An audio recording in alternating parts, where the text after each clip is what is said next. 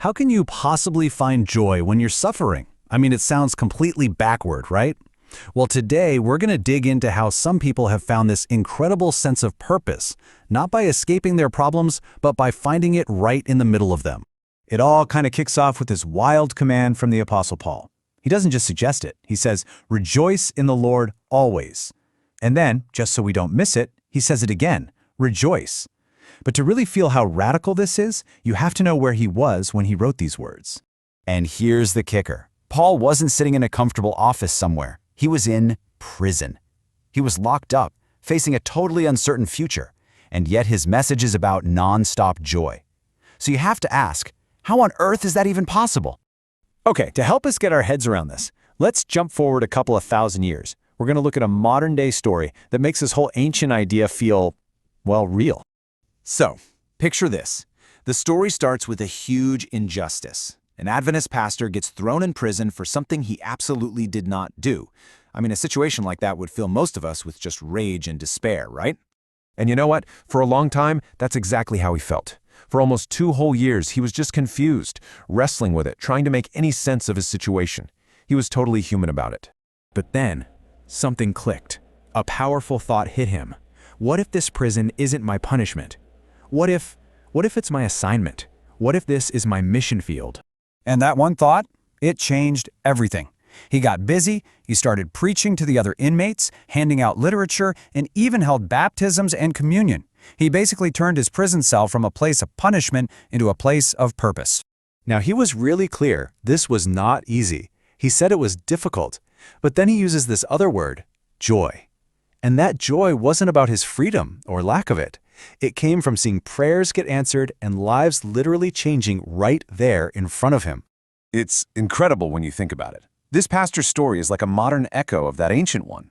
He found his mission in a cell, which is exactly what the Apostle Paul did thousands of years earlier, turning his own confinement into something that would influence the world for centuries. Okay, so let's rewind and go back to Paul himself, because this kind of thing wasn't just a one-off for him. Let's look at what went down in the city of Philippi. And just like our modern pastor, this story also kicks off with a totally false accusation. Paul and his friend Silas are beaten, then thrown into the deepest, most secure part of the prison, with their feet locked in stocks. I mean, it's about as miserable as a situation can get. So there they are, falsely accused, in pain, and physically restrained. And what do? The absolute last thing anyone would ever expect. Around midnight, they start praying and singing hymns out loud.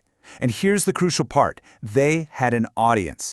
Their reaction was just so bizarre, so completely out of place for that setting, that it stopped everyone in their tracks. All the other prisoners were just listening.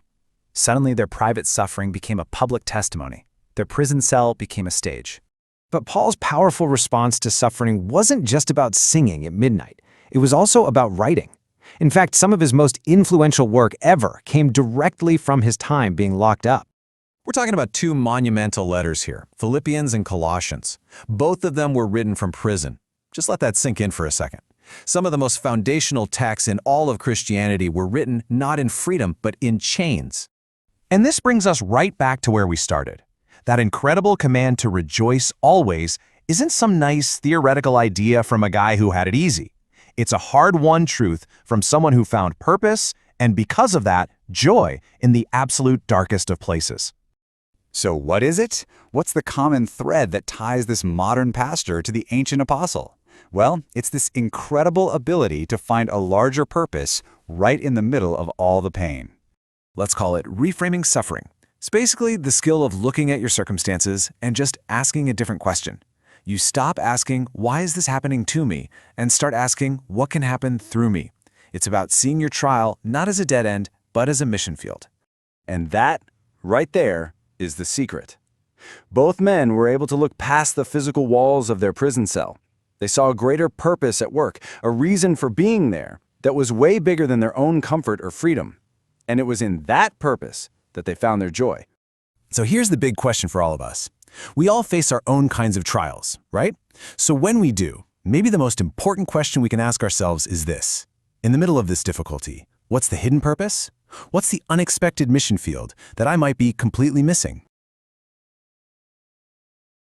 All right, we're diving into a real historical mystery here. It's all about one of the most important figures in early Christianity, the Apostle Paul. And it centers on these incredibly powerful letters he wrote while he was a prisoner.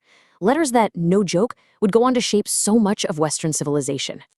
So let's just jump right in with a quote from the man himself, an ambassador in chains. Think about that for a second.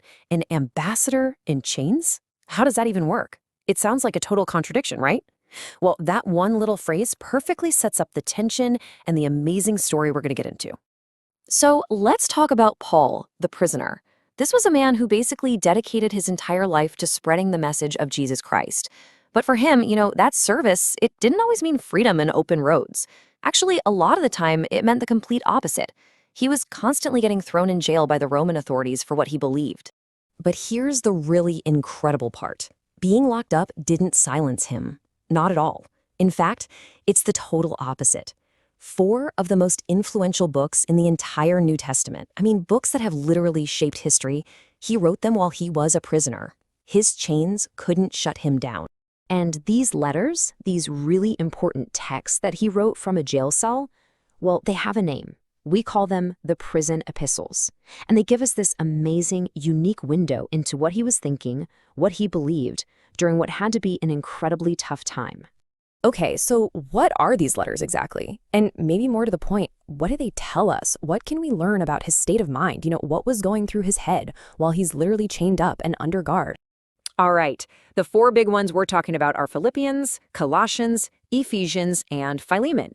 Now, each one was sent to a different group or even a single person, but they all have this one dramatic thing in common. Paul wrote every single one of them from behind bars. And this is absolutely key. It's all about how Paul saw himself. Check this out. He never says, I'm a prisoner of Rome, or I'm a prisoner of Nero. He calls himself a prisoner of Jesus Christ. That shift in perspective, it's everything. It tells you that even in chains, his loyalty, his allegiance was somewhere else entirely. So all of this leads us right into this central mystery we're trying to solve. It's kind of like a historical whodunit, or maybe it's better to call it a wheredunit. So here's the big puzzle. In all these letters he's writing, he never once says where he is. There's no P.S. greetings from my cell in Rome or anything like that. And because he left that detail out, it's created this huge, fascinating debate for historians who are trying to pin him down on a map. Okay, so let's play detective and look at the evidence. When you piece together the clues from his letters and the Book of Acts, scholars have basically narrowed it down to 3 main suspects. The possible locations are Ephesus, Caesarea, or the big one, Rome itself.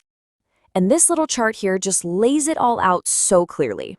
Right off the bat, Ephesus is pretty much out. There's just no record of him being locked up there. Now, Caesarea, that's a contender, but there's a problem. In his letter to the Philippians, Paul talks about facing a possible death sentence, and that just doesn't line up with his situation in Caesarea. His case was kind of on pause there. So when you look at all the clues, only Rome really ticks all the boxes. Yeah, all the evidence is really pointing to one place, the heart of the empire.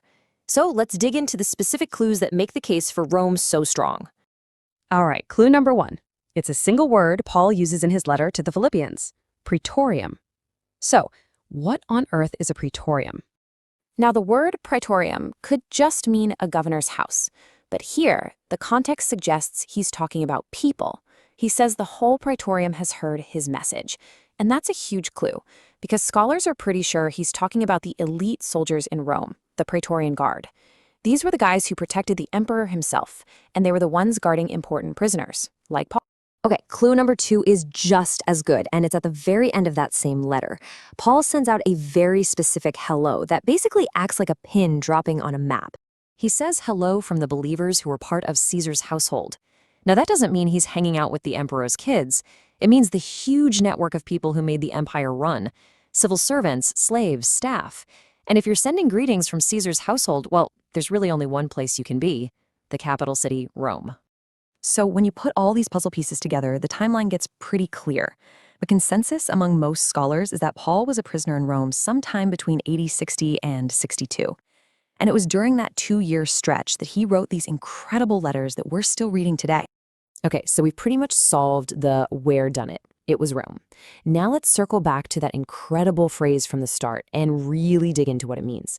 Why didn't he see himself as a criminal? Why an ambassador in chains? It all comes down to this powerful mental switch, this act of reframing his situation. Where the world just saw some political prisoner, Paul saw himself as a diplomat for Christ. Where other people would just see chains holding them back, he saw a brand new, totally unexpected place to do his work. So he wasn't silenced at all. In a weird way, his message got even louder, reaching the ears of the emperor's own guards. And that really leaves us with something to think about, right? A question that takes this ancient story and brings it right into our own lives. Paul's experience proves that being confined, being limited, doesn't have to be the end of your story or your influence. So the real question for us is, how can we learn to do that too? How can we start to see our own challenges, our own chains, not just as things holding us back, but maybe, just maybe, as unexpected opportunities? What does it really take to endure something that feels, well, unimaginable? Today, we're going to dive into the story of the Apostle Paul. This is a guy whose life was pretty much defined by hardship, but his journey, it has some absolutely incredible lessons on resilience that are just as relevant today. So let's jump right in. It all kicks off with these 3 simple but really powerful words from Paul himself, "in my chains."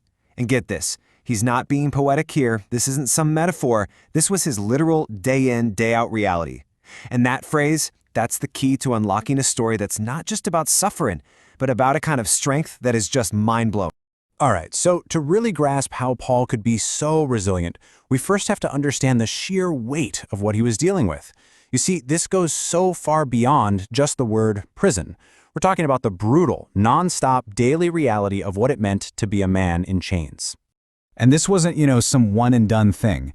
Think about it, his life was basically a series of confinements. It starts in Philippi, that was his first recorded imprisonment. Then there's a short but intense time in Jerusalem, a really long stretch in Caesarea, and then finally, even under what they called house arrest in Rome, he was still chained. Chains were just a constant part of his world. So what does that even mean, being in chains? What did it actually look like? Well, in Rome, even during that so-called house arrest, it meant he was physically chained 24/7 to an elite Roman soldier. Just try to picture that for a second. Absolutely no privacy, no moment of solitude. You are always tethered to a living, breathing symbol of your own captivity. And then you have to think about the human cost of all this. There was a writer from around that time, a guy named Ignatius, and his description of these guards is just chilling. He said they weren't just a tough crowd. He literally called them wild beasts who would get even worse if you tried to be nice to them. So Paul wasn't just chained to a wall. He was chained to a person, and a lot of the time, a really hostile one. Okay, so when you hear all that, it just leads to one massive question, right? When you're facing that kind of relentless pressure, physical and mental, how in the world do you keep going? Where does that kind of strength possibly come from? Let's boil it down to the central question. How was Paul able to endure everything he faced? Well, the answer really breaks down into 2 key parts. First, what was going on inside his own mind, and second, the resources he was pulling from for strength. So that first piece of the puzzle, it's all internal. It's about his mindset. And it's kind of a paradox, right? He found this incredible power right in the middle of what looks like total weakness. It really all comes down to how he managed to mentally reframe his entire situation. Okay, and this is the absolute key right here. Paul was basically living in 2 different realities at the same time. On one hand, you have the outward reality, and it's grim. Imprisonment, constant stress, being chained to a guard. But on the other hand, you have his internal focus, which was in a completely different universe. He was making an active choice to find a brighter side. He was choosing to believe he wasn't forsaken. He was focusing all his energy on an unseen power that he believed was bigger than his problems. It's like a masterclass in resilience. But here's the thing. A powerful mindset like that doesn't just appear out of thin air. It needs fuel to keep running. For Paul, it was sustained by what you could call a spiritual toolkit. A set of actual practical resources that gave him the strength he needed to maintain that focus day after day after day. And this toolkit really had 2 main things in it. First, something he called the Word of Truth, which for him was the Bible. And second, a divine power that he referred to as the Holy Spirit. And it's so important to get this. For Paul, these weren't just fuzzy, abstract ideas. Nope, they were practical, hands-on tools for survival. So let's break down what these tools actually gave him. From the Bible, he got to learn from the mistakes and the successes of all the people who came before him. It was like having this giant library of human experience. But the Spirit? That was something different. That was an active, internal power. He saw it as the force that could purify his heart, help him overcome his worst tendencies, and ultimately allow him to connect with the divine nature itself. The author Ellen G. White really captures the essence of the second resource. She said that Christ has given his Spirit as a divine power to overcome all hereditary and cultivated tendencies to evil. That's a powerful way of putting it. It's basically the engine for internal change. So where does that leave us? I mean, this is an incredible story of endurance from a long time ago. But how do we apply these lessons today? How do we make this relevant to our lives, right here, right now? Well, it all comes down to a challenge Paul throws out in his own writings. He asks this question about how we can commend ourselves as ministers of God. But you know what? You don't have to be a minister to get what he's saying. This is a totally universal question. When things get tough, how do our actions, our character, actually reflect who we claim to be? So what does it mean to commend ourselves? It's really simple. It means presenting yourself as worthy of acceptance through your character and your actions, especially when you're going through trials. It's not about what you say you believe when everything's going great. It's about how your response to hardship proves what your core beliefs really are. Your endurance, in a way, becomes your commendation. And that brings us right back to a final, really personal question. Paul found his answer. He had his internal mindset and his external resources. So what about you? When you're facing your trials, your own personal version of chains, what is it that commends you? What does your response say about who you really are? Welcome to The Explainer. Today we're diving into a fascinating story about a mission that was mysteriously blocked, a leader who had to completely abandon his plans, and how that one sudden detour ended up changing the history of an entire continent. So let's set the scene. We're talking about the Apostle Paul, and he's deep into his second missionary journey. He's got a clear plan, he's got a specific route, a dedicated team, everything is going according to plan. But then it all just grinds to a halt. His plans are suddenly, and I mean inexplicably, blocked. And that brings us to the big question we're going to unpack. Okay, so first up, this mysterious change of plans. We're about to see Paul's entire journey get suddenly and dramatically rerouted by something he just cannot explain. I mean, imagine this for a second. You're on a mission you feel called to, you're confident in your direction, and you're pushing across what we now call modern-day Turkey. And then you just hit an invisible wall. The source material tells us they were literally forbidden by the Holy Spirit to keep going. It's a hard stop, and there's no immediate explanation why. Well, the reason for that invisible wall becomes crystal clear in a pretty dramatic night vision. Paul sees a man from Macedonia, that's a region in modern-day Greece, and he's pleading with him, "Come over and help us." Now, this isn't just a friendly suggestion, right? This is the new, urgent directive. And you know what? Their response is immediate. I mean, there is zero hesitation. They head straight for the seaport at Troas, they sail across the Aegean Sea, and they land on the European continent for the very first time. Their new destination? The city of Philippi. Which brings us to our second part, the perfect European beachhead. Now, when I say beachhead, I want you to think about it in military terms. It's that secure initial foothold you use to launch a much larger operation into new territory. See, this redirection wasn't random at all. Choosing Philippi was an absolute strategic masterstroke. And this tells you something really crucial about his methods. Paul wasn't just some guy wandering around. He was a master strategist. He always chose cities that were major hubs of influence, of culture, and of trade. So for him, Philippi wasn't just another stop, it was the perfect launch pad.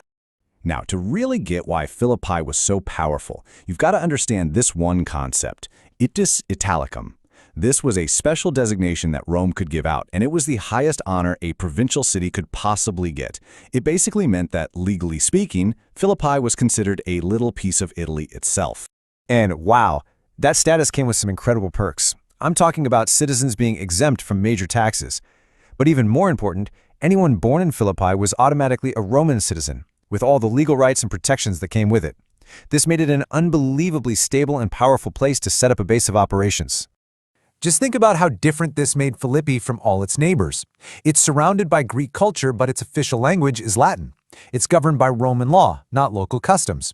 For all intents and purposes, it was a little slice of Rome dropped right into Greece, a totally unique and powerful foothold that created this fascinating cultural tension. And if that wasn't enough, check out its location. Philippi sat right on the Via Egnatia, which was basically the ancient superhighway connecting Rome with all of its eastern provinces. This guaranteed a constant flow of people, of commerce, of soldiers, of ideas, ensuring that any message planted here would just naturally spread all over the region. Okay, so a brilliant strategy is one thing, but how did it actually play out on the ground? Let's take a look at how this community was really built one household at a time. The whole mission kicks off not in some big public square or a fancy hall, but quietly by a riverside. And the very first convert on European soil?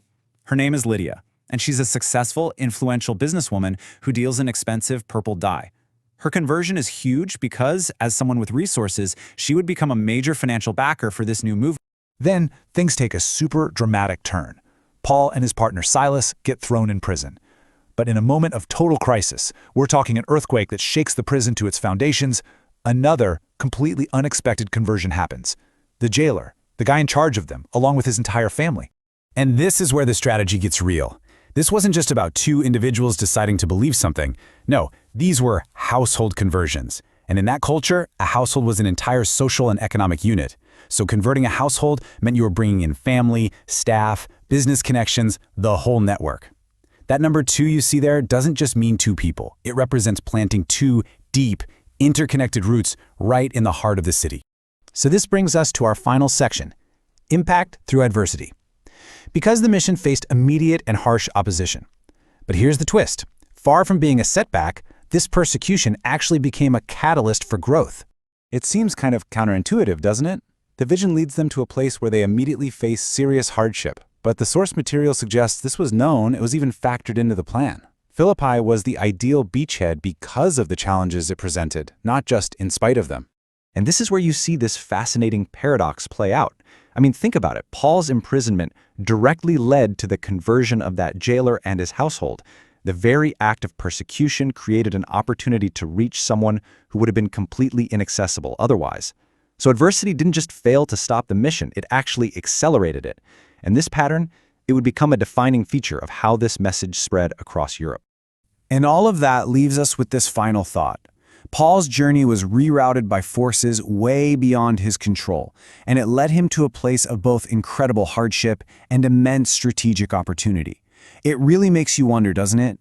How might the unexpected detours and the biggest challenges in our own lives be the very things that lead us to our most impactful beachhead?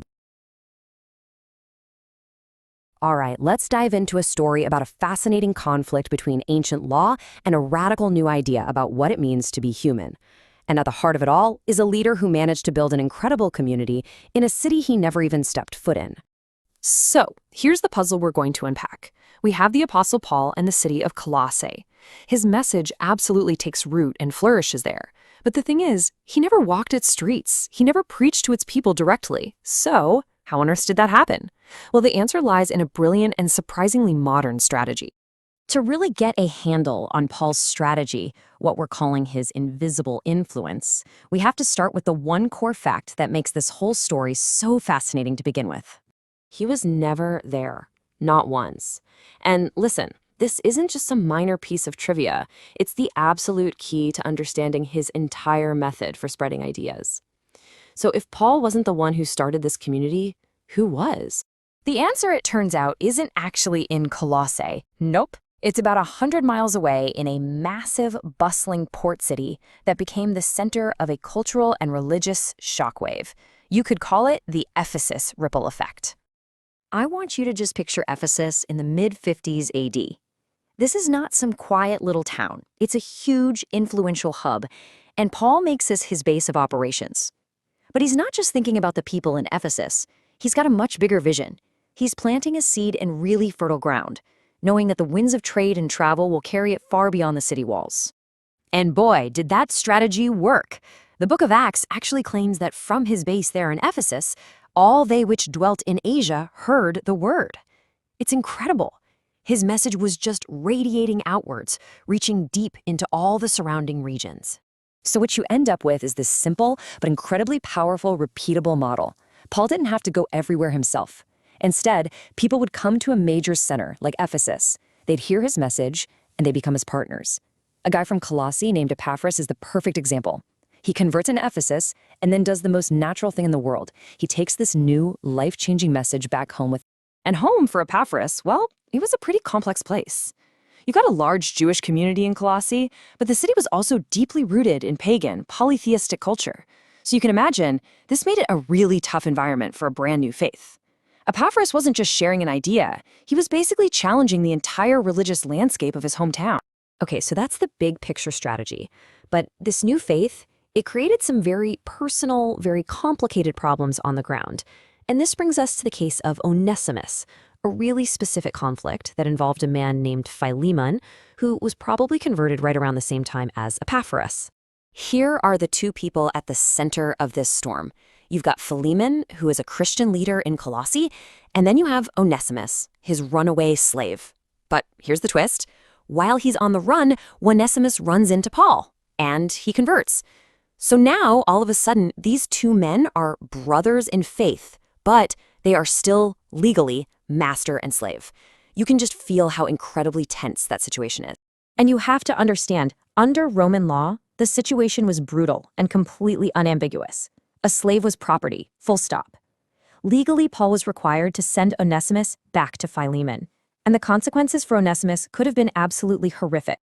So, faced with this rigid, unbending legal requirement, Paul does something pretty extraordinary. He doesn't argue the law.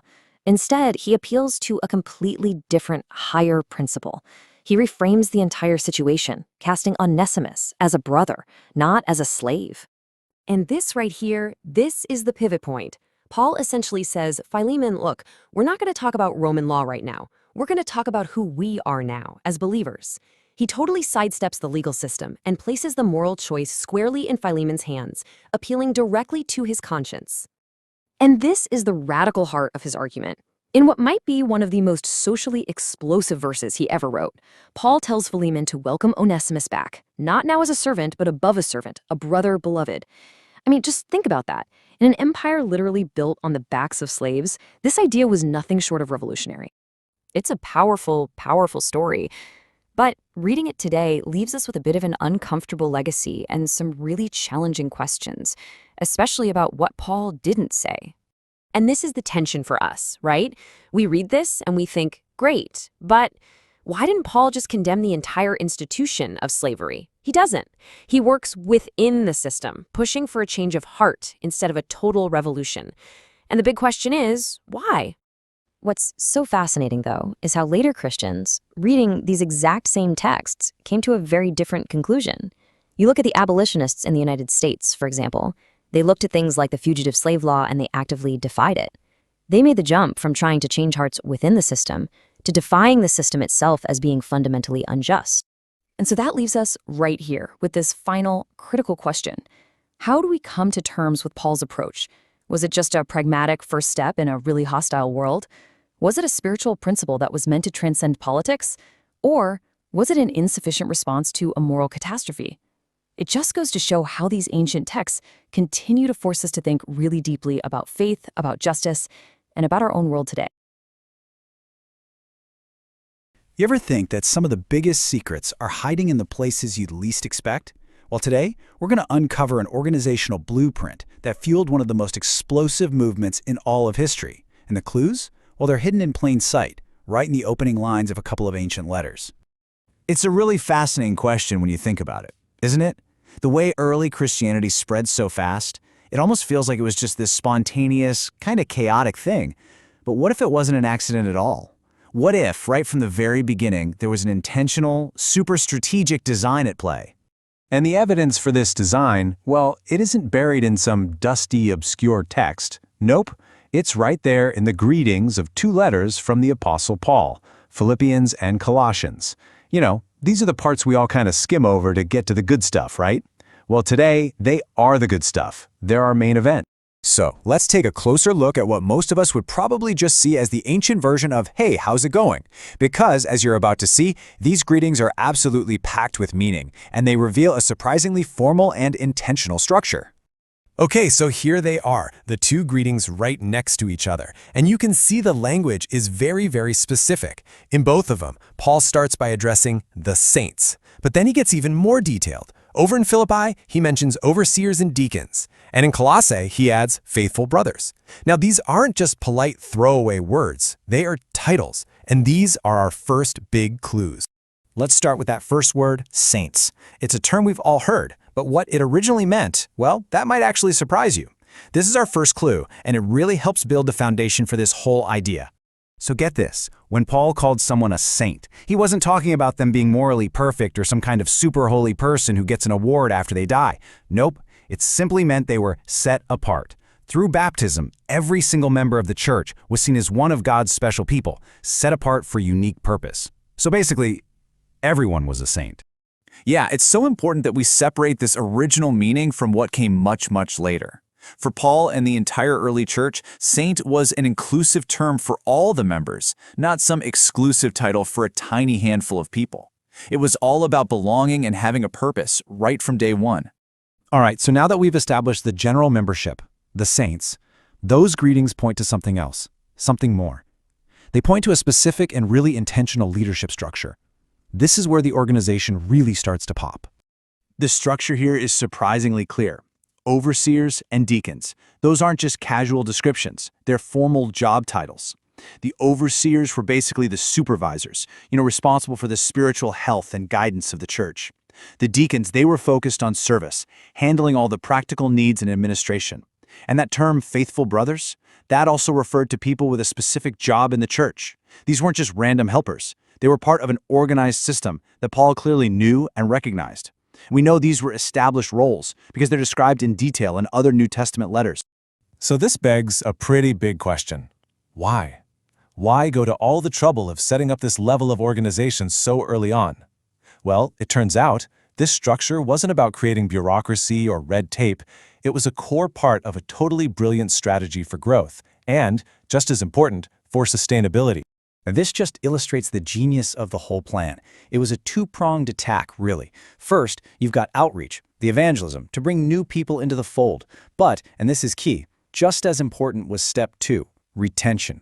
Paul knew that without a strong local leadership team, the overseers, the deacons, the faithful brothers, new members would just be left hanging with no support.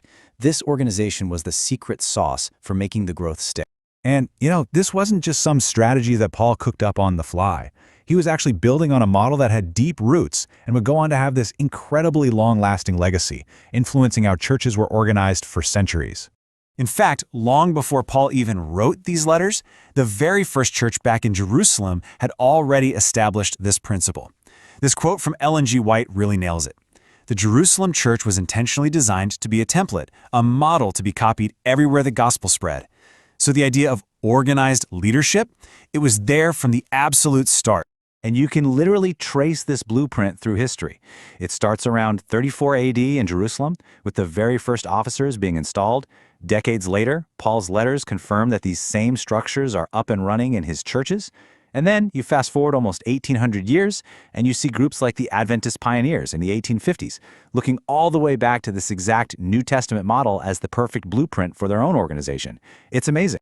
This quote from James White is so powerful because it just captures the core belief perfectly.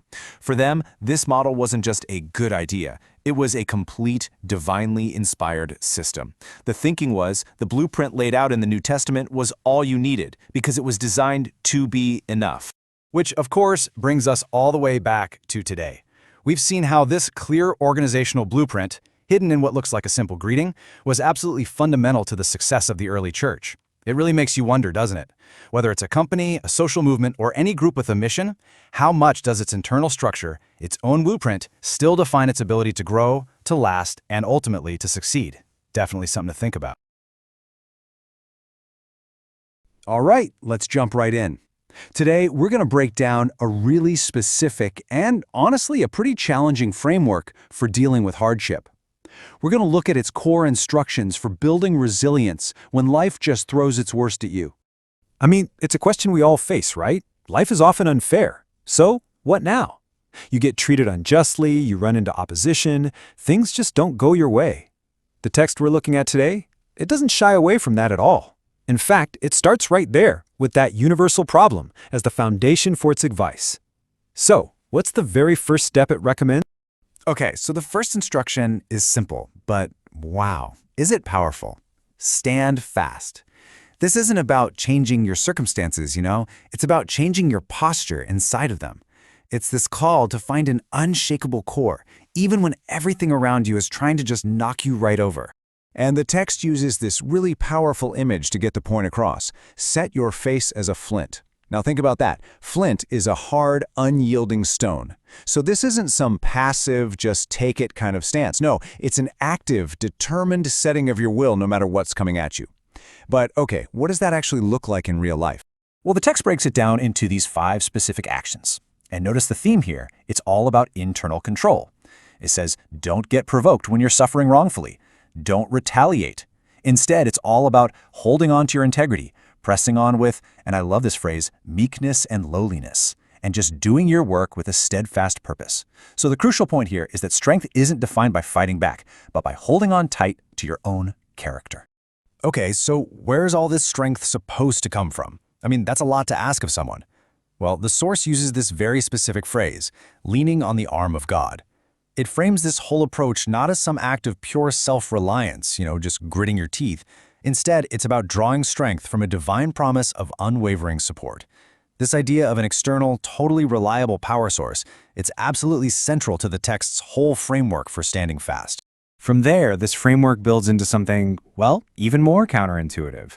Now we get to this really paradoxical idea that the source presents, and it's all about its view on persecution. So on one hand, you've got the common understanding, right? Persecution is destructive. It stops progress, it causes a ton of harm, it just crushes things. But this text, it presents a totally radical alternative. It suggests that under the right conditions, the very act of opposition can become a catalyst, a seed for future growth. Wild, right? In this next quote just illustrates that point so brilliantly. The source brings up the early church leader Tertullian, who made this incredibly defiant statement to his persecutors. He said, "The oftener we are mown down by you, the more in number we grow. The blood of Christians is seed."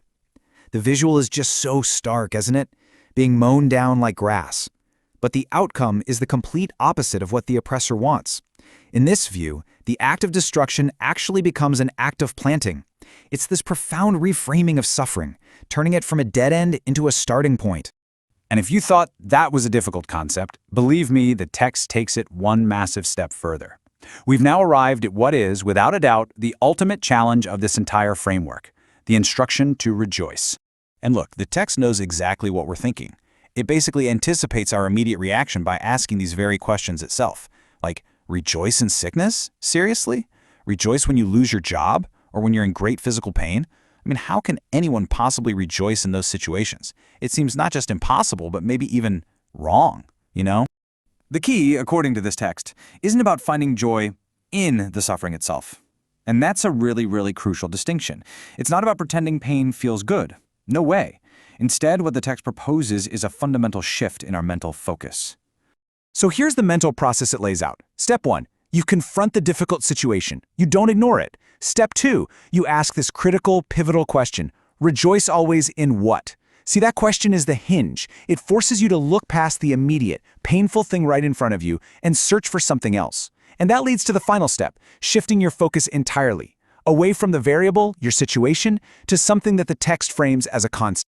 So let's pull all these ideas together and look at the final takeaway from this whole framework.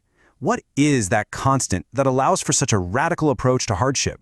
The entire structure, everything we've talked about, it all rests on this one foundational promise, which is quoted directly in the text, "I will never leave thee, nor forsake thee." So that constant, the thing you're supposed to rejoice in, is this belief in a divine presence that never ever changes, even when your health, your finances, and your well-being are in total turmoil. This promise is presented as the anchor, the one thing that makes it possible to stand fast and even rejoice. So, to wrap it all up, what we've unpacked here is a three-part framework for resilience. First, stand fast. Hold on to your integrity and your purpose. Don't retaliate. Second, reframe persecution. See it not just as a roadblock, but as a potential seed for something new. And third, rejoice always. And you do that by shifting your focus from your ever-changing circumstances to an unchanging, constant promise. And all of that leaves us with a final, really big question to think about. This whole framework, it's built entirely on separating your inner state from your outer world. It proposes that real, true resilience is found not in changing what happens to us, but in anchoring ourselves to something completely beyond our circumstances. So the question to ponder is this: is that even possible? And if it is that the true definition of resilience? So, what if I told you that a simple bottle of throat spray from Australia could actually unlock a timeless strategy for making a real impact in the world? I know it sounds kind of out there, but it's this incredible story about creative investment, and it all starts in a place you would never, ever expect. Okay, this sounds like the setup to a really weird joke, right? Throat spray, tofu, and flowers. What on earth could possibly connect these three things? Well, the answer is actually pretty inspiring. You see, they're all part of this small but incredibly powerful fundraising project run by a woman named Marilyn Stevenson. She wanted to support mission work, but she decided she wanted to do something more than just dig for spare change in her pocket. Mary Len's idea was just so practical. She thought about the old traditions, people baking cakes or selling veggies from their garden to raise money, but that just wasn't her thing. Instead, she noticed something she was already doing, telling all her friends about this great throat spray she'd found. And that's when the light bulb went off. Why not turn that recommendation into a fundraiser? So she started buying it wholesale, selling it to people, and then dedicated every single cent of the profit to her cause. Simple, but absolutely brilliant. And believe me, the throat spray was just the beginning. The success from that just got her thinking bigger. She realized that the unique things she was hunting down for herself were things other people in her community wanted too. They just didn't have the time to find them. And just like that, her personal shopping list turned into a real community service. And her little business just blossomed. Pretty soon, she was selling everything from exotic fruits and fresh tofu to all these specialty vegan items. She even started putting together floral arrangements for things like Mother's Day. So, what did all this grassroots effort add up to? Well, get this. From her simple idea, Marilyn was able to raise up to $600 Australian every single quarter. That's a huge contribution to the cause she cared about. But it was never really just about the money. For Marilyn, the real payoff was the feeling, the buzz, as she calls it. She had created this perfect win-win situation. She was helping her community get things they wanted, and at the exact same time, she was supporting something she was deeply passionate about. Marilyn's story is just such a great example of that creative spark. But it makes you wonder, right? What is it that really fuels that kind of dedication, that kind of generosity? Well, it turns out the principles behind what she's doing aren't new at all. In fact, to really get to the heart of it, we have to look back at a true historical giant of unwavering commitment. So let's turn to one of history's ultimate examples of pure dedication in the face of just unbelievable hardship, the Apostle Paul. His commitment to his mission was tested in ways that are pretty hard for us to even imagine today. He was shipwrecked, lost at sea. He was beaten over and over just for speaking his truth. He was often homeless, with no place to even rest his head. And he was constantly, relentlessly persecuted for what he believed in. I mean, the sheer scale of what this man endured is just staggering. The list just goes on and on. Distress, famine, hunger, being stoned, thrown in prison, constantly insulted, and facing countless life and death situations everywhere he went. And on top of all of that, he carried this huge emotional weight of caring for all the communities he'd started. And yet, despite that overwhelming, crushing list of sufferings, just listen to his mindset. He writes, "In all these things we are more than conquerors. More than conquerors. How is that even possible? What could give someone that kind of rock-solid confidence in the face of so much pain?" The answer is in this powerful idea that's been called suffering love. It's this deep conviction that he was held by a love so powerful, so profound, that no amount of hardship in the world could ever break that connection. It wasn't just about enduring pain. It was about enduring it for a greater purpose and being fueled by that love. Paul even asks the question himself. He lists out the absolute worst things that can happen to a person: tribulation, distress, persecution, famine, even a sword. And he basically says, bring it on. None of it, absolutely none of it, has the power to separate him from that source of love. This unshakable confidence was the engine that powered him through everything. It was so real to him that it allowed him to face his own execution not with fear, but with, and this is a quote, joyful hope and longing expectation. Just think about that. But here's where it gets really practical and interesting. Paul's faith wasn't just some passive feeling that helped him tough it out. No, it fueled a very intelligent, very strategic approach to his mission. This is where that deep motivation turns into a brilliant method. He basically had a blueprint. First, he would target key, influential cities to act as hubs, so the message could spread out from there. Second, he didn't try to do it all himself. He invested his time in training up new leaders to carry on the work. Third, he always started with his own community first, the people closest to him. And fourth, he used letters to keep in constant communication, to teach and encourage his whole network, even from far away. And this is where Marlene's story and Paul's story just click together perfectly. Marlene starts by selling to her friends in her local community, exactly like Paul prioritized his own. She uses her small-scale project to help fund a wider global mission, a modern version of Paul picking key cities as outposts. And through her simple, practical example, she inspires other people, which is exactly what Paul was doing when he trained new leaders. I mean, the scale is totally different, right? The context is worlds apart, but the fundamental principles are exactly the same. From ancient Rome to modern-day Australia, the heart of any successful mission is always this: a deep, heartfelt motivation combined with a smart, strategic investment of whatever you have. It's a really powerful thought to end with. Paul's investment cost him his life. Marlene's involved selling some fruit and tofu. Their commitment looks radically different on the surface, but it comes from the very same place. So, the question for all of us is this: whatever your mission is, big or small, what's the creative, strategic investment it's asking of you?